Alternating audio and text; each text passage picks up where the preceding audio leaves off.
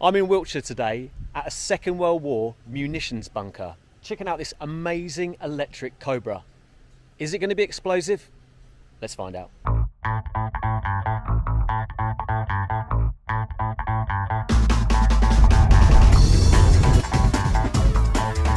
So here she is. She's a beaut, isn't she? That is amazing. So here she is. Matt, this is amazing. Obviously I saw this car first on Facebook. You'd written a post in one of the EV conversion groups, and you rolled off the spec list, and I was like, I need to come and see this vehicle. And after a few months, I'm finally here. Tell us where it all began. Tell us the spec. Tell us everything. I've been very fortunate with this project in that the couple I built it for have basically not been too concerned about the cost. So I've been able to build it with no real concern other than doing it in the best way possible. So that's enabled me to do something that's got such a comprehensive spec. Where we started on this 3 years ago, they wanted an interesting car, they wanted something interesting electric. We talked about doing E-type conversions and bits and pieces, but eventually in fact we got to the point of even looking at a couple of E-types, but all of them either needing restoration first, which would have been thousands of hours before we could even start the electric side of it, or getting an E-type that was already quite good, which to me didn't feel quite right to be chopping one up. So then we started looking at other options, and then the idea of the Cobra came up. So at that point started to then talk to different Cobra manufacturers, look at different kits that were available in terms of the platform to start with. And this is based on Crendon. So Crendon are quite a well-known Cobra manufacturer.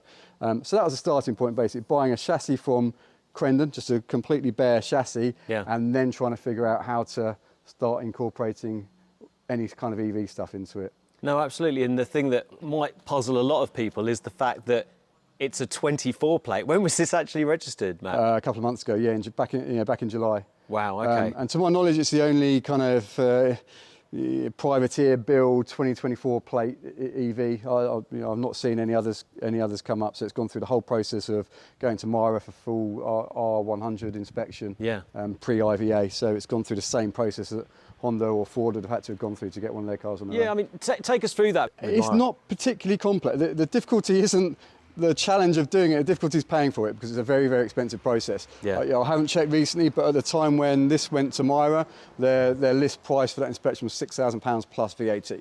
So the actual complexity of it was straightforward. The things they were actually testing when we were there were very simple. If you've built a reasonably decent EV conversion, it will pass the test. It's stickers, it's making sure fingers can't go into sockets by accident, some basic insulation tests. It's very simple. They don't open battery boxes. It's very, very, very simple. MIRA were really good in advance. I had contact with the engineer, so I was sending videos and photos. So even pre-going there, I'd had a few hints about what things I needed to do. But the actual test on the day was very, very straightforward. But paying for it a little bit less so. I was very fortunate in that my customer wasn't overly concerned about the cost of that. But that is obviously a deal breaker for a lot of people, paying £6,000 plus VAT for that. What is the motor on this particular? Okay, so it's a Tesla large drive unit in the rear. There's 3 battery boxes, so there was certainly no issue with that with MIRA. It was one cost for one test. It wasn't per battery box. Okay, interesting. They've not opened any battery boxes either, so most people think that's a big part of the safety, and you kind of almost like to think that they should, but the reality is they haven't. They don't open the battery boxes. They do some insulation tests, and they check the plugs, and that's it. So there's a battery box underneath the rear where the fuel tank would have been, with 2 Tesla modules in it. There's another 2 Tesla modules here in the transmission tunnel, and then there's 8 in the box in the front. So there's 12 Tesla 5.3 kilowatt modules in the vehicle. What made you go down the route of Tesla battery modules? I think as much as anything, it's the timing. Bear in mind, this is 3 years ago. So at that point, the market wasn't quite as advanced as it is now. Really, most people were only sort of using Tesla modules back then. I do remember talking to Chris at Zero EV quite a lot at the beginning of the project, and actually Chris advised against it at that point. He had sort of difference of opinion in terms of what modules to use. 3 years ago, I can't exactly remember why that decision was made. They were readily available, although more expensive than they are now. They're quite reasonably easy to package, I felt, and reasonably easy to sort of fit into the space that I wanted to fit. So yeah, I think I think that was basically my decision process at the time. I actually do think one of the things I might do differently if I was to do another one of these would look at other options for batteries. Okay. The Tesla batteries are good, but I found the amount of wiring that's needed for the BMS and some of the fragility around them, I think there may be better options now potentially. And also to get a higher voltage, there's some other options available. So did you go for a liquid-cooled battery pack? Yeah, so there's a cooling loop. There's 2 different cooling loops on the vehicles, two all complete separate, separate radiator, separate cooling system for the batteries, and a separate one for the inverter. Yeah, okay. Which you'll see when we look under the bonnet. So there's 2 separate cooling loops. And what sort of controller did you use on the motor and batteries? So it's on the inverter, it's using the Open Inverter Forum logic board. Yep. And on the batteries, it's a Orion 2 BMS. And did you find it quite difficult to program? Did you use Open Inverter Forum? What helped you kind of make it all work? Not too difficult. The difficulty with each of the systems, all of those systems have their own diagram. So that part isn't difficult. What there isn't ever going to be is one diagram that shows how all your separate components are going to link together. Yeah. So that part I found reasonably, certainly challenging. The diagrams are out there if you're willing to sit down and work through diagrams. There's another guy, Charlie Smurthwaite, thank you very much. He lives around the corner from me. He's built a VX220. Yes. And he's very familiar with the software and has had some involvement in the development of the software. And just by total coincidence, lives around the corner from me. So he was able to come and help me at a few points where I did get stuck. Zero EV have also been helpful, and there's plenty of knowledge on the forums and stuff. So yeah, and there certainly were times where I did grind to a halt with things and got very stuck. Had issues, all of my own causing. Chris Hazel will know that I've went through a couple of CCS contactor controllers. Yep. Again, totally due to a wiring fault of my own.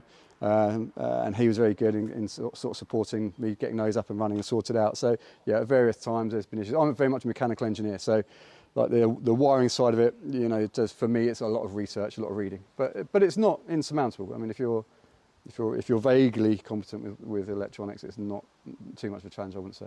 Do you want to give people just a quick basis of your background? You said electrical engineering, just in terms of what your background is and how it's helped you to build this, what is an absolute fantastic car. Yeah, so I did an engineering apprenticeship around Heathrow Airport, kind of sort of aeroplane ground support equipment stuff. Started working on cars with friends. Eventually worked in a Rolls-Royce and Bentley garage with a friend of mine, Nigel Sandel, in London. Eventually went to university, did my degree in engineering, but then went back to the Rolls-Royce stuff. Then went into motorsport, worked in historic racing, then some IndyCar Formula 1 stuff. Worked overseas for a bit, then come back, worked for Honda for a bit in chassis research, and now I'm in education. So since then, in education, teaching motorsport initially, and now I teach design technology at a very nice school, Bryanston School in Dorset. Spectacular. Wow, that's a great portfolio you've got there. So this is a part-time thing. So I'm part-time at the school, so I have a day or a day and a half a week on whatever projects I'm doing at the time. So I generally restoration stuff, and this is obviously something slightly different. No, absolutely. And obviously, you mentioned Zero EV a couple of times, which is now Felton. And it sounds like, after having an initial chat earlier, that you've been doing this conversion quite a while now. How long has it taken you to get to this really lovely standard? Yeah, it's almost roughly 3 years, pretty much exactly 3 years, I would say, to where we are now. And the scene was quite different then. And Zero EV were very, very helpful. Chris actually lent me a large drive unit, a broken one which I could use to mock up the rear suspension and stuff like that. Oh wow! And I bought as much stuff as I could from Chris as well. So yeah, certainly I think their business is slightly different now with a bit more B2B, but certainly back then it was very Chris had a lot of time and still is very active on the forum. So very good resource.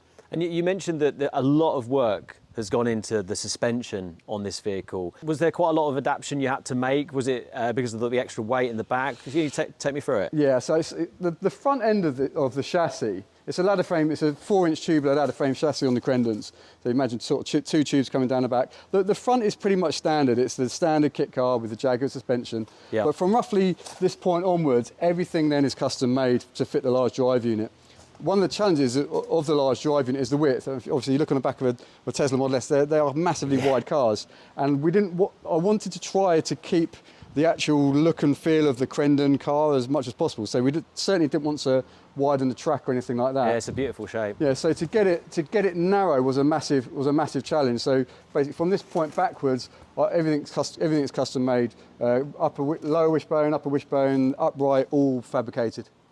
All machined, fabricated, all and welded up and put together. So well, hopefully you can share some pictures, and I'll pop them up on the screen now just to show the level of detail that you've gone into.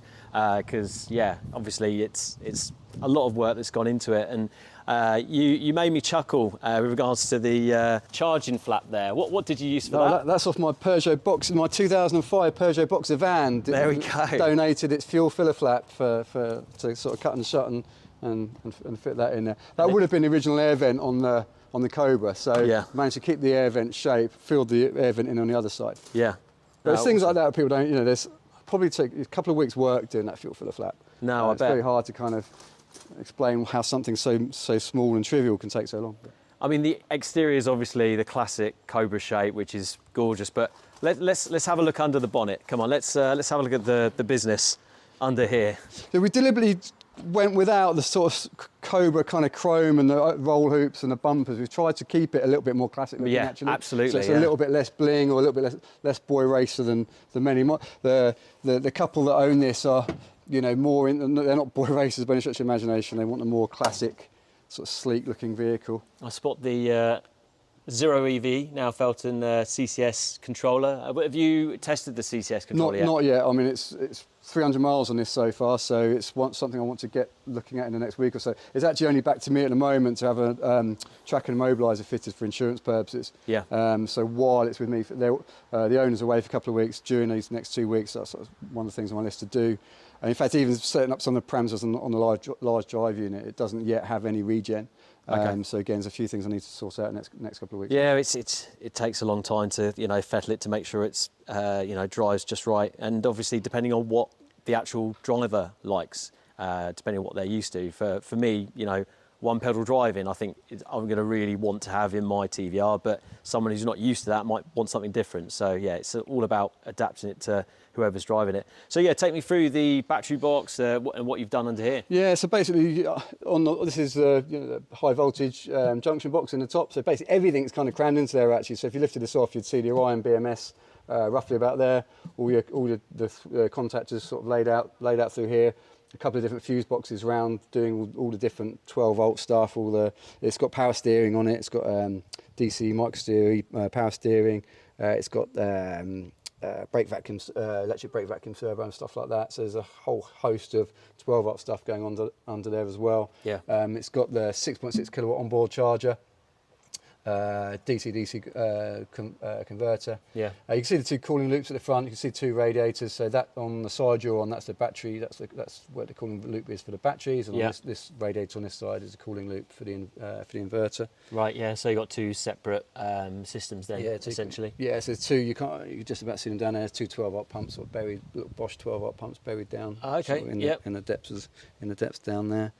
And does it keep to the temperatures that you want from what you've noticed so far? Yeah, I mean, the batteries, I haven't barely moved. The batteries seem to stay at roughly ambient temperature. Yeah. The inverter, kind of depending on how you're driving it, I certainly haven't seen it go above about 50 degrees at the moment. Yeah, I'll be honest, I wouldn't know what's good or bad, but I think certainly there's parameters set up in the software, I think, to cut out, I don't know, something like 80, I'm not sure. And what kind of safety systems have you got in place? I mean, it's great to obviously, proper battery boxes, are made out of, is it mild steel? That's aluminium. Aluminium. So this is all machined, this sort of CNC machined, gorgeous, all that, just to give it sort of, well, that's using the same infill paint the same paint colour. Yeah, I did notice that. Yeah, very good. Yeah, what's the paint colour? It's a Porsche Burgundy. Yeah. Porsche Burgundy metallic. So the safety-wise, there's a cut loop there. Let me come round. Hang on. So yeah, if the emergency services would cut through that, and that would basically disconnect all the contactors. Yeah. But effectively disconnects all the batteries. That's sort of the main safety feature. From recollection, it wasn't a requirement. Myra didn't demand that was there. It was something that I put on in discussion again with Zero EV. Yeah. Well, I think there isn't any kind of particular standard, and it's something that Ralph Hosier is doing, trying to kind of promote, who's doing the TVR build. But yeah, no, it does look really tidy under here, and you know, attention to detail. You said that you've machined quite a few parts for it. Yeah, so even little things like you can see, like the brackets, little aluminium brackets holding on the, you know, little water filler there, you know, the coolant filler. Even that's a little CNC machine and stuff like that. So there's lots of stuff all dotted around the car. There's little bits of CNC machining, say actually holding on the two Bosch 12-volt pumps down there. There's some CNC machine brackets.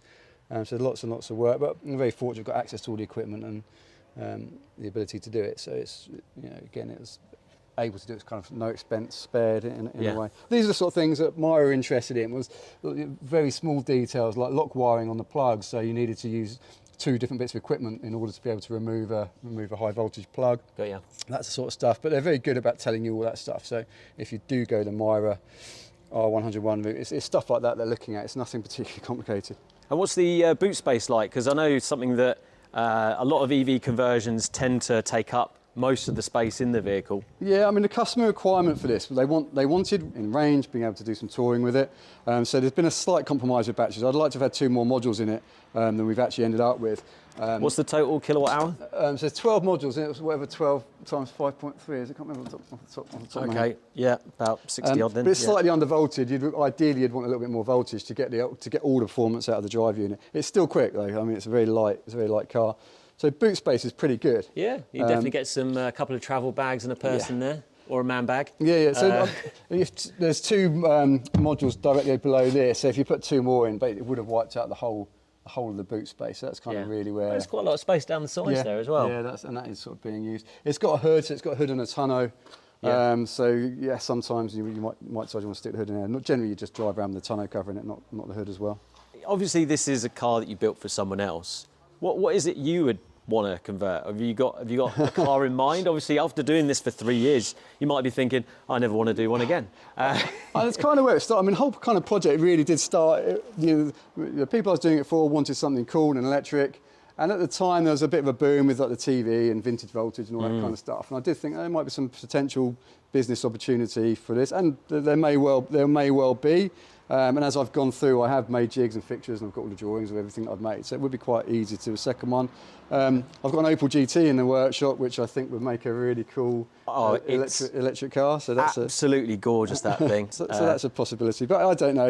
It's a very expensive undertaking. That's a reality. And a couple of very cool toys that you showed me when I arrived, and you said that I could have a go on one. So yeah, hopefully the medical insurance will cover. Something that I wanted to know straight away, especially driving into this area, was what is this place? Because I'm very much into my history, and you gave us a great background of what this actual part of this place is, because it's huge, isn't it, round here? Yeah. What is this? Well, this kind of whole area we're in sort of deepest Wiltshire.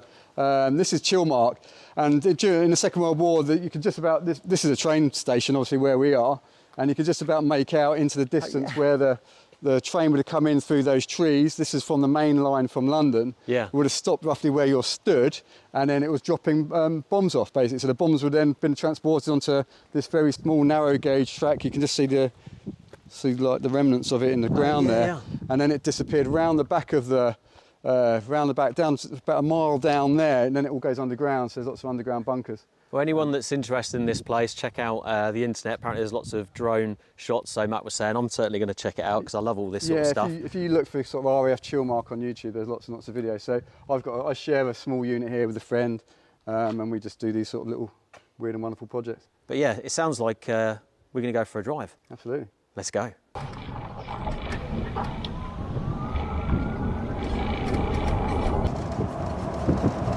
It's really, really smooth, this car, which kind of complements the gorgeous exterior. And although, you know, like you said, there's a couple of suspension noises, yeah, it does feel really, really nice from the passenger side. How have you thought, what's the handling like on the vehicle? It handles really nicely. This is not a racing car. This is its natural habitat now. Small little country lanes, beautiful little villages. Yeah. You don't want to be sort of tearing around in it, but it handles well. It stops well. Slightly undervolted, so it's in a way not having that huge amount of power at the back. It's not likely to flip ends or anything like that. So it's not an animal. It's a very pleasant place to be sat. Yeah, and I can see that Got some rather beautiful dials in front of us here, which are done by Peterson, which I know do a lot of the EV conversion dials. What would they like to deal with? No, fantastic. We wanted to try to retain the sort of classic look of the Cobra. Obviously nothing like an original big American V8, but certainly the interior and the outside we wanted to be very sleek, very classic, and the gauges are a big part of that. And they've done a spectacular job.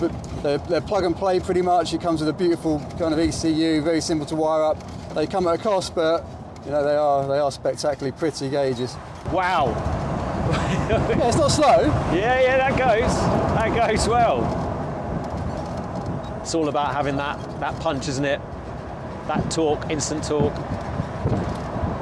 What's it like from standstill? Do you know roughly what the 0 to 60 is? I haven't tried it. I don't think it's going to be anything particularly exciting. Probably sort of around the, don't know, 5.5, 6. I'd imagine I've driven quite a few standard Cobras, and it feels sort of pretty similar to that without the noise. Yeah. Obviously, with more battery, you'd have a lot more performance, but it's more than enough for what the owners want, and it's not slow. Yeah, it's a light car. It's 1,600 kilos. So the normal Quendon Cobras come in at about 1,450 kilos. Yeah. And this is just under 1,600, and it's pretty much 50-50 like weight distribution. Oh, wow, so okay. it's not a heavy car by any stretch of imagination. Yeah. Still very quick enough.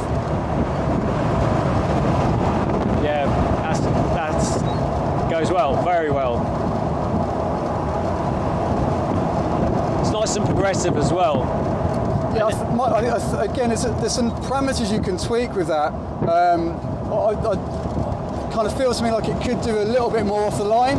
Yeah. It almost feels like driving a turbocharged car a bit. That all the power seems to come in a little bit later than I would like. Yeah. I feel like now I could do a bit more, and I think there's some settings you can tweak in open inverter to do that. But again, I'm hoping I can get some time with my expert friend on that one at some point. But you say about having more power lower down. I mean, you could argue that for someone who's not maybe as much of a car enthusiast, that might not be a wise idea in terms of if you put your foot down, not necessarily on purpose, mid-corner, that could, certainly my cup of tea. I love a bit of sideways, but it's not for everyone. So maybe having that progressive could suit certain drivers, perhaps. Yeah, absolutely. Actually, a friend of mine drove this the other day, and he said he wouldn't change it. But oh, there we go.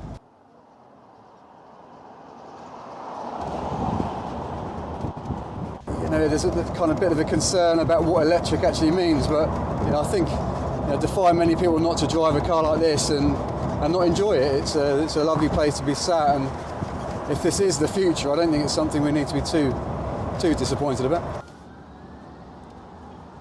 I wasn't expecting this, but I'm getting to drive the Electric Cobra. Wow. Okay, so brake, accelerator, mirrors, good to go. So foot on the brake, into D. Yeah, handbrake. That's it. Hill start. Yep. Wasn't expecting that. Wow, the steering is really nice and light. It's actually really nice to drive this car because I've not actually driven anything similar to what my TVR might be like. Although I know that the suspension's not going to be anywhere close to being as nice, as good as this. And it's obviously a different drive unit, etc. But it's probably the closest I've come, and I really appreciate the opportunity, really. I think with a touch of regen, I think that would really help transform a little bit. Oh, it's all right. The Mini's curbing its wheels. I'm certainly not going to be curbing the wheels on this. Yeah, I think that's what I'm missing, just that little bit of regen. I think that would make me a little bit more comfortable in it, just from what I'm used to. Yeah, hopefully by the end of this week we'll get the opportunity. Yeah, she picks up really nicely. Yeah. It's a bit strange with the pedal because there's, I think my understanding of how the open inverter software works is it uses sort of the first 25% or so of the throttle travel for regen. So it feels like you're moving the throttle a long way before anything exciting starts to happen. So it does take a little bit of getting used to. Right. But I do love the feel of the suspension. It's not firm. It feels really good. Really good. I bet hacking through these S-bends would be fun as well.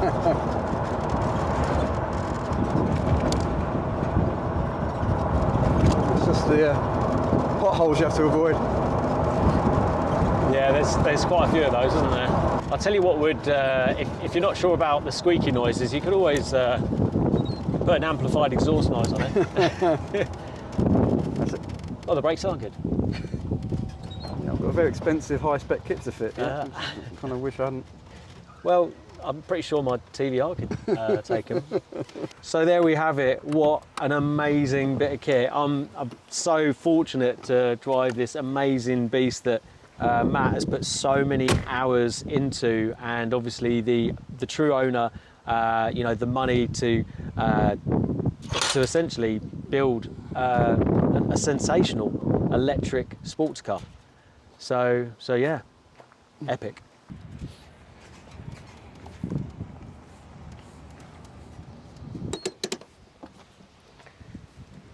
Matt, thank you so much for not only telling us all about this wonderful machine, about, you know, your background and skill set, taking us for a drive, and obviously letting me have a spin. It's been absolutely well worth the trip. Thank you so much.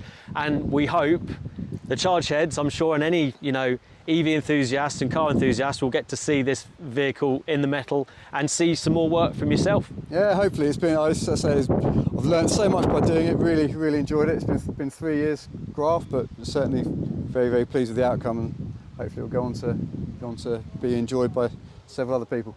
Good man. All right, thanks, Matt. Cheers. My pleasure. Cheers.